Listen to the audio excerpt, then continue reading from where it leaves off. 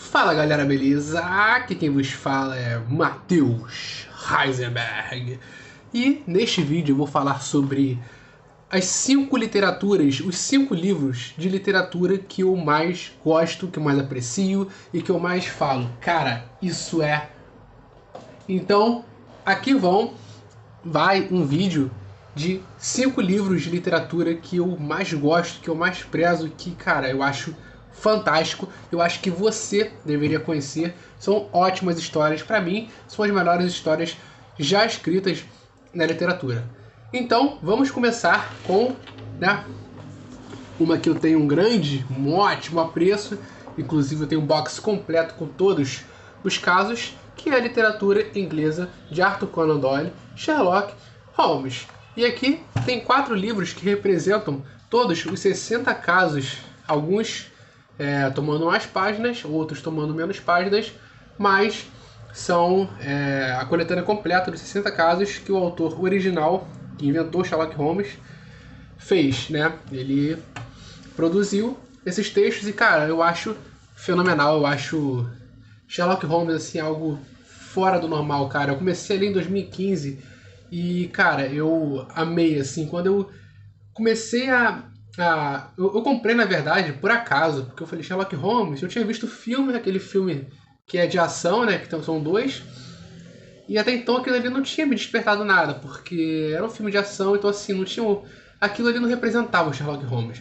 Aquela série também eu não gosto tanto assim, porque também não representa muito o clima do Sherlock Holmes. É muito animado, é muito colorido, e Sherlock Holmes não é isso. Sherlock Holmes é uma coisa mais cinza, uma coisa mais filtro sépia, uma coisa mais, sim, sabe, séria, uma coisa mais não é tão viva assim, não é tão engraçado. Tem umas sacadas do Sherlock Holmes que ele é irônico, mas não é um cara engraçado, então assim, não tem um monte de piadas.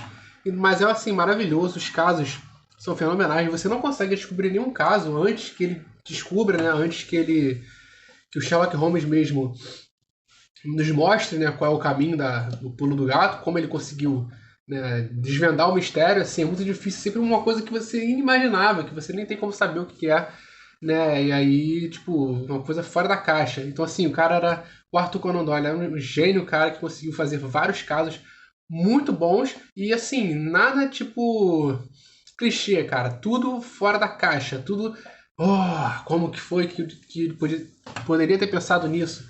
Então, Sherlock Holmes, o nosso detetive mais famoso do mundo, entra aqui. Cara, eu achei que ele deveria iniciar a lista aqui. Vão ser 5 livros. Eu acho que ele deveria iniciar aqui como um todo, né? Ah, Matheus, qual é o melhor caso? Então, assim, todos são os melhores casos, beleza? Mas alguns em particular me deixaram bem impactados, tanto que eu lembro até hoje. Um vai ser a cor a faixa malhada, e o outro vai ser o Cão dos Baskerville. Então, vamos botar aí o Cão dos Baskerville como, se tiver que escolher um, o Cão dos Baskerville aí como o livro indicado do Sherlock Holmes, beleza? Então, temos o nosso primeiro livro, né, que é o Cão dos Baskerville, mas toda a obra completa de Arthur Conan Doyle, ela é muito boa. Então, vamos passar agora aqui, né, para este épico. Número 2, este épico, a Odisseia, né, de Homero. Então, Homero não se sabe ainda ao certo, né, se é a mesma pessoa, se foi realmente uma pessoa, se existiu. Sabe-se pouco sobre o Homero. Esse livro aqui foi escrito muito antes de Cristo. Então, assim, Matheus, sobre o que é a Odisseia? Então, assim, eu vou te falar que é um livro difícil de se ler, porque ele é escrito como se fosse um canto, em sonoridade, assim, ele não é em prosa, entendeu? Ele é em versos, então, assim, ele é assim, em versos, são versos, como se fosse um canto, né? Ele não está acontecendo isso, não, é tudo uma alegoria, você tem que imaginar o que está acontecendo pela forma. Então, assim, eu acho muito complexo. Eu acho a leitura mais complexa que eu já peguei foi essa, a Odisseia. Porque, assim, cara, é um cara que escreveu isso há 300, 400 anos antes de Cristo e que escreveu em forma de rima, em forma de poema. E, cara, a gente tem que desvendar o que significa cada coisa, cada linha é um desafio completo. Então, assim, essa história é muito boa, cara. Conta a história de Ulisses, ou Odisseu, né? Dependendo da cultura, é Ulisses, ou Odisseu, por isso Odisseia, que vai falar sobre a jornada que o Ulisses teve, ou o Odisseu teve, depois da Guerra de Troia, depois dele ter saído da Guerra de Troia. E aí ele vai se deparar com vários desafios no caminho, né? Vários monstros da cultura grega vão se apresentar para ele e ele vai ficar preso numa ilha também chamada Ogígia, que é um paraíso, mas ele não, tem que voltar, eu tenho um destino para resolver, eu tenho que resolver umas coisas na minha vida, eu não posso ficar aqui por mais que seja bom. Então ele desiste de um paraíso para continuar na vida dele e, sabe, sacrificar sua luta, assim, sacrificar sua vida em lutas. E assim, cara, é fantástico, são vários desafios que acontecem com ele, né? É um épico, uma aventura épica.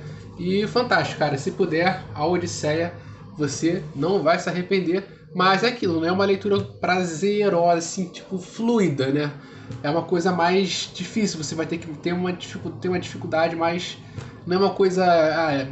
agora ele foi e andou e depois parou, sentiu o cheiro que havia algo errado e depois... Não, é uma coisa, sabe, em versos, sabe? Cantado. Então não tem... Não é fácil, beleza? Mas você não vai se arrepender, é um clássico da literatura mundial. Agora nós temos aqui Fyodor Dostoiévski, Crime e Castigo. Cara, Crime e Castigo. O que eu posso dizer sobre esse livro, cara? Essa aqui é a versão resumida, tá, galera? A versão original tem, sei lá, 600, 700 páginas, acho que por aí. Essa aqui são 200 e um pouco mais de 200. Mas é fenomenal, cara. É fenomenal. O Crime e Castigo é a história de um cara que ele vai cometer um crime de assassinato. E ele tem os motivos dele, né? Ele tem a tese dele de que ele acha que ele é superior e ele pode assassinar alguém que seja dito como comum. Ele vai lá, comete o crime com o machado e depois as suspeitas vão, né, se desenrolando, vão chegando perto dele, ele consegue se esquivar, mas depois as suspeitas vão voltando para perto dele, então ele começa a ficar muito doente, ele tem aquele sentimento de culpa, ele se sente culpado, mas não sabe o que fazer, se ele vai, assume ou não assume. Então assim, cara, é muito bom, te prende do início ao fim, tá sempre acontecendo alguma coisa, sempre rondando em volta do seu interesse, sabe? Tem sempre alguma coisa interessante acontecendo. Então, Crime e Castigo, cara, de Dostoiévski. Cara, eu amo Dostoiévski. Conheci há pouco tempo, assim, a literatura dele. Eu li as Memórias do Subterrâneo. E, cara, é muito bom, cara. Memórias do Subterrâneo também, se puder ler. Crime e Castigo. Cara, muito bom. Recomendado. Terceiro livro. Vamos para o quarto livro. Lembrando, galera, todos esses, tirando do Sherlock Holmes, são de uma editora chamada Príncipes, em que o símbolo é esse aqui. Vou pegar esse aqui que fica melhor. É esse aqui, é uma folha. É uma editora chamada Príncipes, que é fantástica, cara.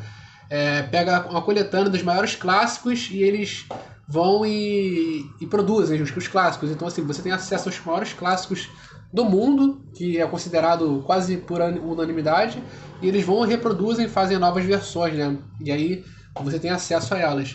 Então, assim, editora Príncipes, maravilhosa. Então tem aqui Dante, né? A Divina Comédia. A Divina Comédia, cara, que fantástico. A Divina Comédia, cara, é escrita por Dante Alighieri.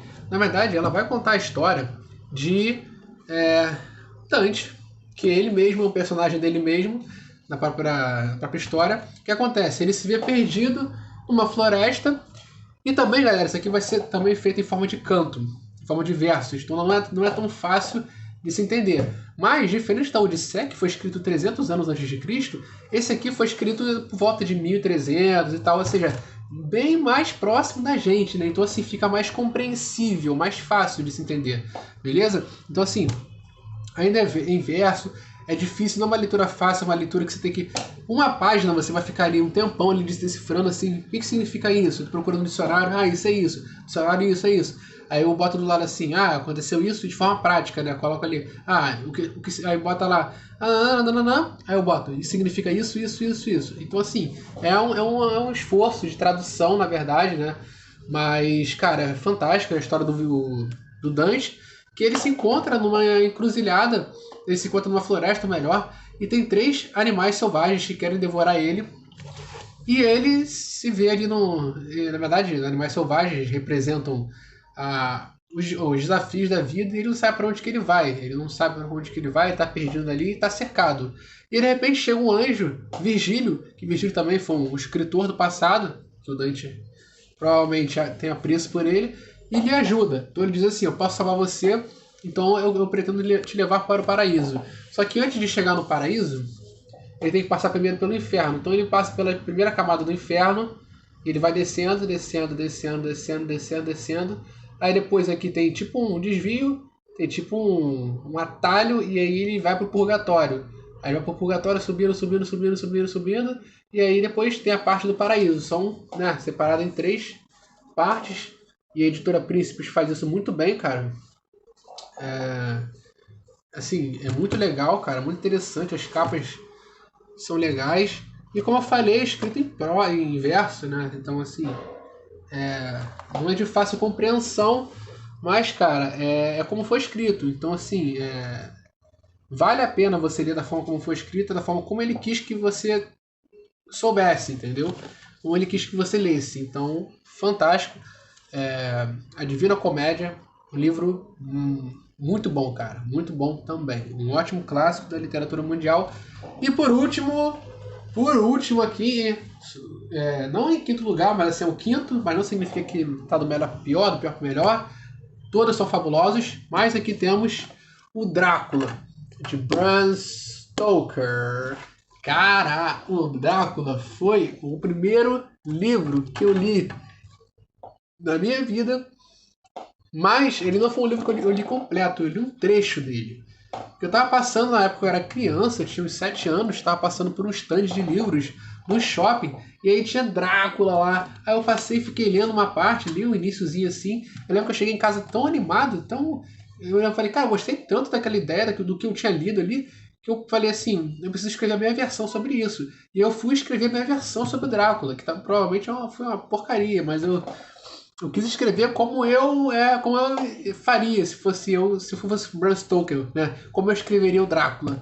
Então eu fiz minha versão lá e, cara, foi o primeiro livro que eu li e, sabe, me fez querer escrever, né? Me deu uma vontade também de escrever, que foi muito, muito bom.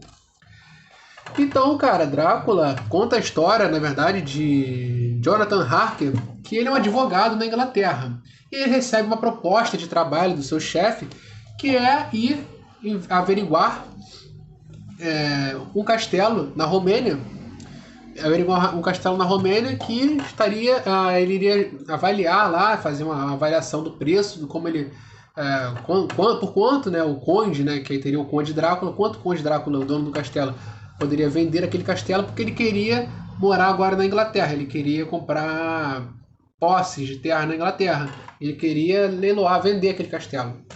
E aí chama o Jonathan Harker, né? Ele vai para lá, faz uma viagem a trabalho.